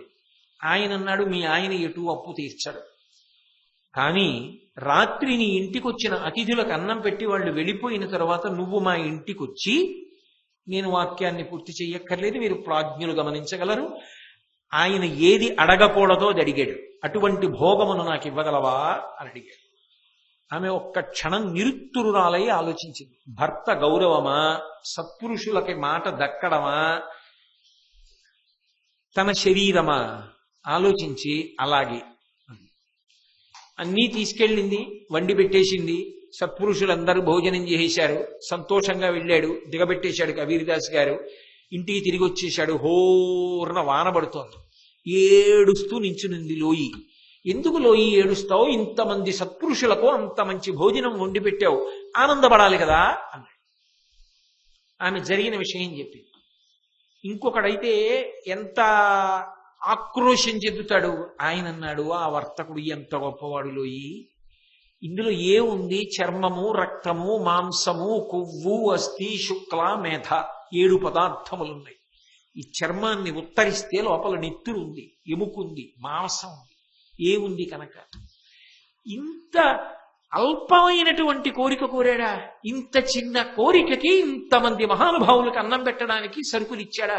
మాట తప్పకూడదు లోయి. తడిసిపోతే ఆయనకి అనురక్తి తగ్గచ్చు. గొడుగు పట్టి తీసుకెడతానని గొడుగు పట్టి తీసుకెళ్ళాడు భార్యని. లౌకిక దృష్టితో చూసినప్పుడు చాలా అసహ్యంగానే కనపడుతుంది, నేను కాదన్నా. తలుపు కొట్టాడు. ఇంత వాన ఉరువులు పిడుగులని వర్తకుడు పడుకున్నాడు. ఆయన లేచొచ్చి ఎవరన్నాడు? నేను లోయిని అంది. ఆయన ఆశ్చర్యపోయి తలుపు తీశాడు. రామనామ భజన చేస్తూ కబీర్ దాస్ గారు అటు తిరిగి ఉన్నాడు. ఎలా వచ్చావు అన్నాడు. మా ఆయన తీసుకొచ్చారు. నీ ఆయన ఎందుకు తీసుకొచ్చాడో తెలుసా నిన్ను అన్నాడు. తెలుసు అంది. మరి ఎలా తీసుకొచ్చాడు అంది. అంతమంది సాధు పురుషులకు అన్నం పెట్టడానికి అరువిచ్చిన మహానుభావుడు ఏమడిగాడు కనుక, కొంపు కొట్టే ఈ చర్మాన్ని కదా, ఈ శరీరాన్ని కదా అడిగాడు అని తీసుకొచ్చాడు. ఆయన ఒకసారి కబీర్ దాస్ వంక చూశాడు. రామనామం చెప్తూ తేజోమూర్తి నిలబడున్నాడు సాధు పురుషుడు. ఆయనకి జన్మలో పట్టుకున్న కామ పిశాచం వదిలిపెట్టేసింది. తిన్నగా వెళ్ళి కబీర్ దాస్ గారి కాళ్ళ మీద పడిపోయాడు.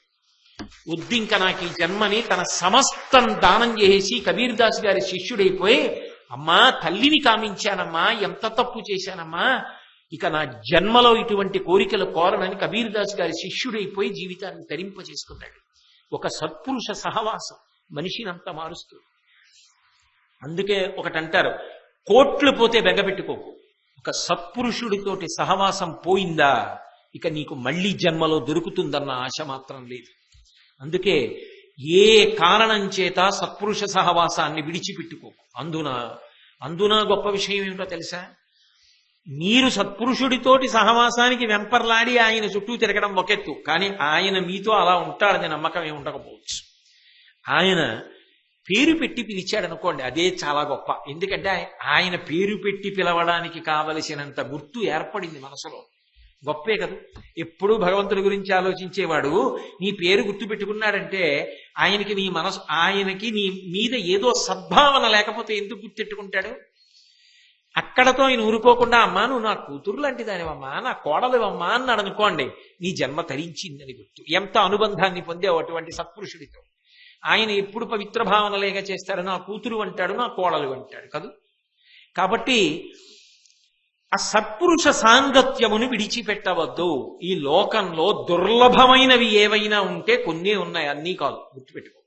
అందుకే శాస్త్రం అంది అత్యంత కష్టమైనటువంటివి ఏదైనా ఉంటే అసారే ఖలు సంసారే సారమేతచ్చతుష్టయం కాశ్యాం వాసః సతాం సంగో గంగాభః శంభు సేవనం. అసారమైన సంసారమనందు 4 మాత్రమే సారవంతమైనవి, మిగిలినవి సారవంతములు కావు. ఎన్ని తింటే తినలేదు. విశ్వనాథ సత్యనారాయణ గారు చెప్పినట్టు తిన్నన్నం తినలేదా, చేసిన సంసారం చేయలేదా, అవి కాదు. ఏది గొప్ప అంటే 4 గొప్ప. ఏవి? కాశ్యాం వాసః, కాశీవాసం చేశావా? నీ జీవితంలో ఎప్పుడైనా కొన్నాళ్ళు కాశీలో ఉన్నాను అని కాశీలో వాసం చేసిందుందా? కాశ్యాం వాసః సతాం సంగో, సత్పురుషులతో సహవాసం ఉందా నీకు? సతాం సంగో గంగాభః, గంగలో స్నానం చేశావా? శంభుసేవనం, పరమశివుణ్ణి అర్చన చేశావా? చేతులారంగ శివుని పూజింపడేని, నోరు రొవ్వంగ హరికీర్తి నుడువడేని, దయ్యు సత్యంబులోనుగా తలపడేని, కలుగనీటికి తల్లుల కడుపు చేటు అంటారు పోతన గారు భాగవతంలో. చేతులారా సంతోషంగా శివార్చన చేశావా ఎప్పుడైనా? ఇవి 4 దుర్లభం. ఈ 4 పొందలేనప్పుడంటే సత్సంగం, సత్పురుష సహవాసం లేనప్పుడు ఆ జీవితానికి పరమార్థము లేదు. ప్రయత్నపూర్వకంగా సత్పురుషుడితో సహవాసం చెయ్యాలి. ఎందుకో తెలుసా? అద్భుతమైన వస్తువులు కొన్నే దొరుకుతాయి, సత్పురుషుని యందు అన్నీ దొరుకుతాయి. ఎలా అంటే గంగా పాపం, గంగాలో స్నానం చేస్తే పాపం పోతుంది. శిశీ తాపం, పౌర్ణమి చంద్రబింబం వంక చూసినా చంద్రవంక వంక చూసినా తాపం పోతుంది. అమృత కిరణుడు కదూ, హాయిగా అనిపిస్తుంది. దైన్యం కల్పతరుస్తథ, కల్పవృక్షం యొక్క అనుగ్రహం కలిగితే దీనత్వం పోతుంది. కానీ పాపం తాపంచ దైన్యంచ హంతి సజ్జన దర్శనం. ఒక సత్పురుషుడి యొక్క దర్శనము చేత పాపములు పోతాయి, ఒక సత్పురుషుడి యొక్క దర్శనము చేత దైన్యము పోతుంది, ఒక సత్పురుషుడి యొక్క దర్శనము చేత తాపం పోతుంది. మూడిటిని పోగొట్టగలిగిన వాడు ఎవరంటే సత్పురుషుడు ఒక్కడే. అందుకే పాపం తాపంచ దైన్యంచ హంతి సజ్జన దర్శనం, సత్పురుషుని యొక్క దర్శనము లభించడం అనేటటువంటిది అంత గొప్పది. అటువంటి సత్పురుష సహవాసము, సత్సంగము అంత గొప్పదు సుమా.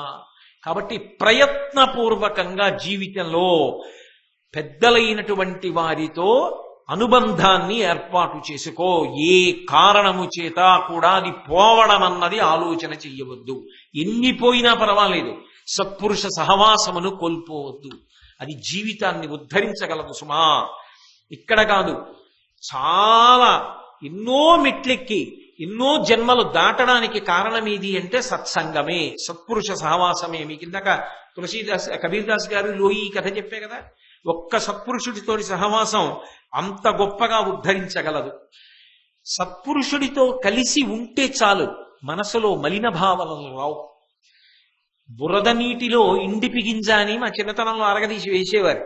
ఆ గింజ వేశారనుకోండి, ఆ గింజ నీటిలోకి మెల్లిగా దిగుతుంది. అది దిగిన తర్వాత ఒక అరగంటకి ఏమవుతుందంటే మొత్తం బురద అంతా వీగిపోయి స్వచ్ఛమైన నీరు పైకి తేలుతుంది. ఎంత బురద నీరైనా అందులో ఒక ఇండిపి గింజ ఒక్కటి ఉంటే ఆ నీరంతా ఎంత శుభ్రమైపోతుందో, ఎంత ఆదరణీయమైపోతుందో, ఎంత పాపభూయిష్టమైనటువంటి స్థితి అయినా ఇండిపి గింజ లాంటి ఒక్క సత్పురుషుడు ఉంటే చాలా అంత గౌరవం ఉంటుంది. ఆయన వలన మనోవికారములు కలుగుతాయి. కాబట్టి ఇండిపి గింజ ఎటువంటిదో సత్పురుషుడు అటువంటి వాడు. ప్రయత్నపూర్వకంగా జీవితంలో చెయ్యవలసి వస్తే ఒక్కటి గుర్తుపెట్టుకో, చెదదుర్జన సంసర్గం. ఏ కారణం చేత కూడా దుర్మార్గులతో స్నేహము పెట్టుకోవద్దు, అది పతనము చేసేస్తుంది. ప్రయత్నపూర్వకంగా వదిలిపెట్టేసేయి దుర్మార్గులతో స్నేహం. చెజ దుర్జన సంసర్గం భజ సాధు సమాగమం. సత్పురుషులతోటి సహవాసమును నిరంతరము కోరుకో, అది ఎప్పుడూ వదిలిపెట్టుకోవద్దు. కురుపుణ్య మహోరాత్రం, రాత్రి పగలు అని ఆలోచించకు. పుణ్యం చేసుకోవడానికి అనే అవకాశం వచ్చినప్పుడల్లా పుణ్యం చెయ్యి. ఎందుకని అంటే ఏమో నిత్యమా జీవితము నీటిపై బుగ్గ, ఈ ఇప్పుడు వచ్చిన అవకాశం తర్వాత రాకపోవచ్చు. కాబట్టి కురుపుణ్య మహోరాత్రం, రాత్రింబవాళ్ళు పుణ్యం చేసుకునేటటువంటి ప్రయత్నం చెయ్యి. స్మరనిత్యమనిత్యతాం. కనీసం రోజులో ఒక్క 10 నిమిషాలైనా ఒక్క విషయాన్ని ఆలోచిస్తూ. మా ముత్తాతగారు ఉండేవారుగా, ఆయన ఉన్నారా? లేరుగా. మా తాతగారు ఉండేవారు, మహాకీర్తివంతుడు, ఉన్నారా? లేరుగా. మా నాన్నగారు ఉండేవారు, మహాకీర్తి సంపాదించిన వ్యక్తి, ఉన్నారా? లేరుగా. మా అని నేను చెప్తున్నప్పుడు నా ఒక్కడిది అని కాదు, మనందరికీ అంతే. మీకైనా నాకైనా ఎవరైనా పెద్దలు గౌరవనీయులే. వాళ్ళందరూ వెళ్ళిపోయారుగా. పక్క ఇంట్లో దొంగలు పడితే నా ఇంటికి తాళం బాగా వేసుకుంటున్నానుగా. మరి వీళ్ళందరూ కూడా వెళ్ళిపోయారుగా, పక్కింట్లో కూడా వెళ్ళిపోయారుగా. మా తరంలోనే నాకన్నా ముందు పుట్టిన వాళ్ళు కొంతమంది వెళ్ళిపోయారుగా. అనిత్యమైనదిగా శరీరం వెళ్ళిపోతుందిగా. అనిత్యమైన శరీరంలో ఉండగానే నిత్యమైన వస్తువు కోసం ఏదో చెయ్యాలిగా. అది వెళ్ళిపోయాక ఎలా చేస్తాము? ఆ తర్వాత ఏ కుక్కలోకో నక్కలోకో దూరితే చేయడానికి ఏముంటుంది? ఆ తర్వాత చేయడానికి ఏది? తులసీదాస్ గారు గంగ ఒడ్డున కూర్చుని రామాయణం మీద ప్రవచనం చేసేవారు. రోజు జమీందారు గారు అలా వెళ్ళిపోతూ ఆ గుర్రబగ్గీలోంచి పైకి చూసి, దుర్మార్గుడు సాయంకాలం అయ్యేటప్పటిక మొదలెడతాడు రామాయణం. వీళ్ళందరూ పనులు మానేసి వచ్చి కూర్చుంటారు. వీడు మానేస్తే వీళ్ళు ఎన్ని పనులు చేసుకున్నాం, వీడి వల్ల పాడైపోతున్నారని తిట్టేవాడు. రామాయణం అంతా చెప్పి తులసీదాస్ గారు జమీందారు గారి ఇంటికి వెళ్ళి తలుపు కొట్టేవాడు. ఈయన పనులన్నీ చేసుకుని జమీందారు గారి ఇంటికి వెళ్ళేవాడు. తలుపు కొట్టి, అంటే ఒక్క శ్లోకం చెప్తాను, ఒక్క పాదం చెప్తాను, రామాయణం వినండి, అది మిమ్మల్ని ఉద్ధరిస్తుందనేవాడు. మీ పనులు చేసుకోండి, కానీ ఒక్క శ్లోకం వినండి చాలు, మీకు చెప్తాను, మీకొక్కరికి చెప్దామని వచ్చాను. ఆయన తిట్టగలిగినన్ని తిట్లు తిట్టేసి, ఇంకా ఎన్ని తిట్టినా వస్తున్నాడని రోజు ఏమనేవాడంటే, తేలిక మరి రేపు వింటానులే రేపు రా అని తలిపేసేవాడు.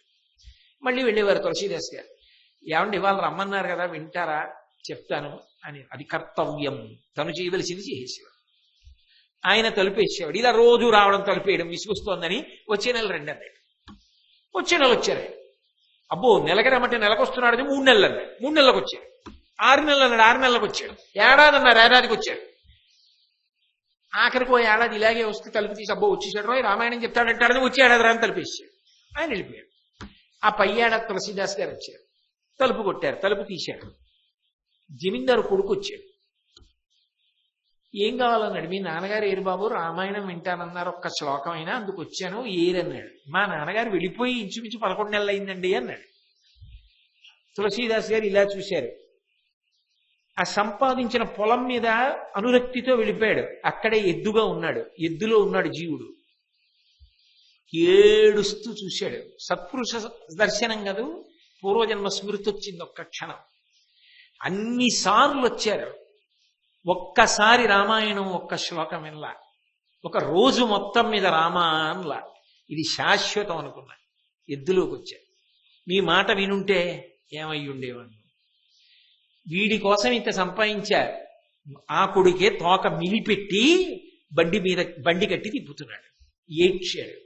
తులసీదాస్ గారు మాత్రం ఏం చేస్తారు? రామా అనిపించగలరా? నీ అదృష్టం అంతేరా అని వెళ్ళిపోయాడు. స్మరనిత్యం అనిత్యతాం. ఏది నిత్యమో ఏది అనిత్యమో తెలుసుకో. అనిత్యమైన వస్తువుని ఉన్నప్పుడే వాడి నిత్యమును అందుకోవడానికి ప్రయత్నం చెయ్యి. అంతే తప్ప దీపం ఉండగా ఇల్లు చక్క పెట్టుకో అన్న మాటకే అర్థం అది. అది బాగా పట్టుకోవాలి అంటే సత్పురుష సహవాసం ఉండాలి సుమా. లేనినాడు చెయ్యలేదు. అందుకే దుర్జన సంసర్గం భజసాధు సమాగమం కురుపుణ్య మహోరాత్రం స్మరనిత్యం అనిత్యతాం. ఏది నిత్యమో ఏది అనిత్యమో రోజు ఒక్క 5 నిమిషాలైనా కనీసం ఆలోచించు. అప్పుడు వెర్రి తగ్గుతుంది. చెయ్యవలసింది చేస్తావు. లేకపోతే ఇవాళ కాకపోతే రేపండి, రేపు కాకపోతే ఎల్లుండండి అదొకటే వదిలేస్తావు. ఏది శాశ్వతమైనదో ఏది ప్రధానమైనదో తెలుసుకుంటే ఎన్ని ఉన్నా దానికి మాత్రం ఎక్కువ ప్రాధాన్యత ఇస్తాం. అది వదలడానికి ఇష్టపడదు.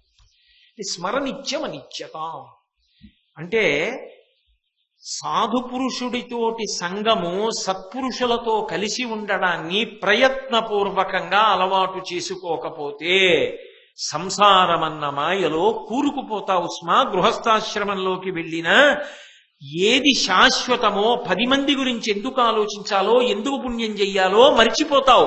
కాబట్టి నువ్వు చాలా జాగ్రత్తగా దీని గురించి ఆలోచించు. ఒక్క మద్యం కూడా అవ్వట్లేదు. సుజనాసంగము దేవ పిత్ర తిథి సంశుద్ధార్చనలు. గృహస్థాశ్రమంలో ఉన్నవాడు దేవతల యొక్క ఆరాధన చెయ్యాలి, తప్పకుండా చెయ్యాలి. అలాగే పితృదేవతల యొక్క తిథి. తండ్రి గారు పాప కొడుకు పుట్టినప్పుడు ఎంత సంతోషించాడో మహానుభావుడు, ఎంత ఎత్తుకున్నాడో, ఎంత ఆడించాడో, ఎన్ని కలలు కన్నాడో, తాను కూడా మందేసుకోకుండా ఎంత కష్టపడి డబ్బు సంపాదించాడో, ఎంత కష్టపడి చదివించి వృద్ధిలోకి తీసుకొచ్చాడో, చచ్చిపోయే ముందు కూడా కొడుకును చూస్తూ చచ్చిపోవాలని ఎంత తాపత్రయపడ్డాడో. అటువంటి తండ్రి వెళ్ళిపోయినప్పుడు కనీసం ఆ తిథి గుర్తు పెట్టుకుని సంవత్సరానికి ఒక్కసారి తద్దినం పెట్టద్దు. ఇక్కడ పెడితే అక్కడ అందుతుందండి అంటే, ఇక్కడ కట్టిన మనీ ఆర్డర్ బొంబాయిలో ఉన్నవాడికి అందట్లేదా అండి? మనం పెట్టుకున్న వ్యవస్థలోనే ఇక్కడ కట్టిన మనీ ఆర్డర్ అక్కడ అందుతున్నప్పుడు వేదం చెప్పిన రీతిలో ఇక్కడ పెట్టిన తద్దినం అక్కడ ఉన్న వాళ్ళకి అందుతుందనడానికి నీకేం అనుమానం? నీ కంటికి కనపడేటట్టుగా నిన్ను కూడా బొంబాయి తీసుకెళ్తున్నారా మనీ ఆర్డర్ పట్టుకెళ్ళినప్పుడు? నమ్మకంతో ఇక్కడ కడితే పట్టుకెడుతున్నావా లేదా? శాస్త్రం మీద నమ్మకంతో పెట్టిన తద్దినం కూడా అలాగే ఫలితం ఇస్తుంది. తస్మాత్ శాస్త్రం ప్రమాణంతే కార్యం వ్యవస్థితం. శాస్త్రాన్ని నమ్మి బ్రతుకంతే. కాబట్టి పితృతిథి చెయ్యి, దేవతల యొక్క తిథులు చెయ్యి. అందుకే మనిషి తప్పకుండా చెయ్యవలసినటువంటి పుట్టినరోజులు కొన్నిటిని చెప్తుంది శాస్త్రం. అందులో 5 పుట్టినరోజులు తప్పకుండా చెయ్యండి. తను పుట్టినరోజు, ఆయుర్దాయాన్ని కోరి జన్మదినాన్ని చేసుకోవచ్చు. తండ్రి గారి పుట్టినరోజు, మహానుభావుడు ఆయన కదూ కారణం ఇల్లు వృద్ధిలోకి రావడానికి. తండ్రి గారి పుట్టినరోజు చెయ్యి, తల్లి గారి పుట్టినరోజు చెయ్యి. తండ్రి గారి పుట్టినరోజు ఏడాదికి ఒకటే, తల్లి పుట్టినరోజు పిల్లలు ఎంతమంది ఉంటే అన్నీ ఆవిడ పుట్టినరోజు, అన్ని పుట్టినరోజులు ఆవిడికి. ఎందుకో తెలుసా? పిల్లవాడు పుట్టినప్పుడల్లా ఆవిడ బ్రతుకుతుందని నమ్మకం లేదు. పిల్లవాడితో పాటు ఆవిడ పుట్టింది, మళ్ళీ బతికింది. అందుకని నా పుట్టినరోజు చేసుకుంటున్నానంటే నాకన్నా ముందు మా అమ్మకి ముందు చీర పెట్టి నేను పుట్టినరోజు చేసుకోవాలి. తల్లి పుట్టినరోజు, గురువు గారి పుట్టినరోజు, భగవంతుడి పుట్టినరోజు. భగవంతుడికి పుట్టినరోజు ఉంటుందా? అంటే అవతార స్వీకారం చేసిన రోజులు ఉంటాయి. రేపు కృష్ణాష్టమి వస్తుంది 25వ తారీఖున. అప్పుడు కృష్ణాష్టమి వస్తే కృష్ణుడిగా ఆయన అవతార స్వీకారం చేసిన రోజు. శ్రీరామ నవమి, శ్రీరాముడిగా అవతార స్వీకారం చేసిన రోజు. ఆయా రోజులలో ఏది చెయ్యాలో అది చెయ్యాలి. ప్రతిరోజు దేవతల్ని ఆరాధించాలి. ఎందుకని? వాళ్ళు అనుగ్రహించారు కాబట్టి మనకి ఈ పాడి పంట, ఈ సౌఖ్యం, ఈ సౌలభ్యం, శరీరం, ఆరోగ్యం ఇవన్నీ ఉన్నాయి కాబట్టి దేవతల్ని ఆరాధన చెయ్యి. అన్నీ కంటికి కనపడతాయా? కొన్ని కంటికి కనబడవు. భూమి గుండ్రంగా తిరుగుతోంది, నాకు కనబడుతోందా? నేను చూసి నమ్ముతున్నానా? భూమి గుండ్రంగా తిరుగుతోందన్న శాస్త్రవేత్తల వాక్కుని ఆధారం చేసుకుని భూమి తిరుగుతోందని నమ్మాను. నేను చూడలేదండి, నేను నమ్మనంటే బానే భూమి తిరగడం అయిపోతున్నాను. నమ్మపోతే దేవతలు ఉన్నారు కాబట్టి నిన్ను అనుగ్రహించారని శాస్త్రం చెప్తోంది. నువ్వు నమ్మి దేవతల్ని ఆరాధన చెయ్యాలి. వాళ్ళ పట్ల కృతజ్ఞతని ఆవిష్కరించాలి. అయ్యా ఈ కన్నిచ్చిన వాడివి నువ్వు, వెలిగిచ్చిన వాడివి నువ్వు, అందుకు దీపం పెడుతున్నా. అయ్యా ఈ చెవులిచ్చిన వాడివి నువ్వు, మంచి శబ్దములు విని అదృష్టం ఇచ్చిన వాడివి నువ్వు, అందుకు పుష్పార్చన చేస్తున్నా. ఈ చర్మం ఇచ్చిన వాడివి నువ్వు, దీనికి స్పర్శ కలిగితే సంతోషాన్ని ఇచ్చిన వాడివి నువ్వు, చందనాన్ని అనులేపనం చేస్తున్నా.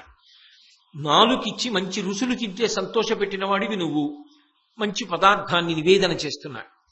ఎన్నో సువాసనలు చూసి అదృష్టాన్ని ఇచ్చిన వాడివి నువ్వు, కాబట్టి ఆయనకి కాస్త ధూపాన్ని సమర్పిస్తున్నా. ఇది దేవతలకు ఎందుకు అంటే కృతజ్ఞతతో సమర్పిస్తున్నాడు. ఆ కృతజ్ఞతాభావమే పూజ. దేవతల్ని ఆరాధించు. నీకు జన్మనిచ్చారు కాబట్టి తల్లిదండ్రుల్ని బ్రతికున్నన్నాళ్ళు గౌరవంగా చూడు, వాళ్ళ సేవ చెయ్యి. వాళ్ళ శరీరములు పడిపోయిన తర్వాత గుర్తు పెట్టుకుని ఆయా తిథులలో శ్రాద్ధ కర్మలు చెయ్యి.